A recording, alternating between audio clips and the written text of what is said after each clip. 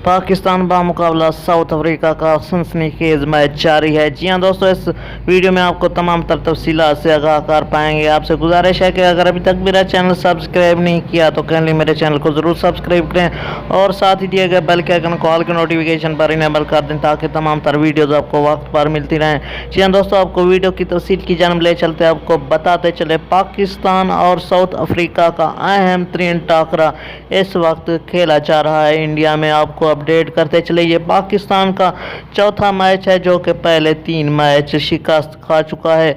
आपको अहम खबर से आगाह करते चले, अगर ये पाकिस्तान मैच जीत जाता है तो वर्ल्ड कप का सफ़र आगे शुरू कर पाएगा। अगर ये मैच हार जाता है तो वर्ल्ड कप से पाकिस्तान टीम की छुट्टी हो जाएगी। जी हाँ दोस्तों, आपको अहम और ताज़ा तरीन अपडेट से आगाह किया जा रहा है।